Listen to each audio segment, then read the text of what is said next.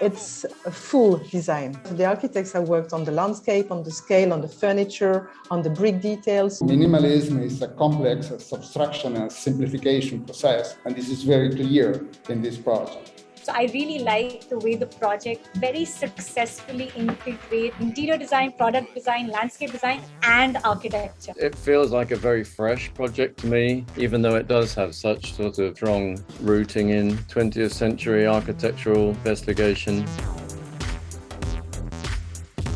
Yes, I do like this project because it's a very clever use of the concept of the contrast. So I think it's also clever to make a statement in a sort of almost a mono color palette. I find that this project is one of the best projects in the contest. Less is more could not have found a better sort of meaning, and you can see it here. The purity of material, cleanliness of form, devoid of any clutter, and really making intervention. I mean, it feels like you're in a sort of world more than a sort of particular context. The use of a monocolored texture, both inside and outside, with the exception of the benches. It's quite amazing how they did it without becoming cheesy.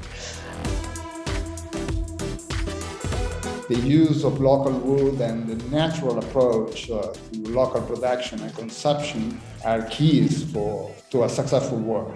I believe that you need to establish an aesthetic or a vocabulary at a high enough level that people are bothered to talk about it. I think that's why it's successful to me. It's engaging as a piece of architecture still. The simplicity, the honesty of materials, and how one can really do so much more with something really simple.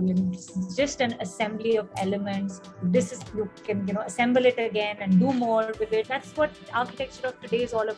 The architecture or the design here is here to create the frame, the case, the jewel box. And then the key elements, the ones which are emphasized in the design, are actually, again, the project, the music, the eco, the people, the long table with the relationship the people are establishing around this table.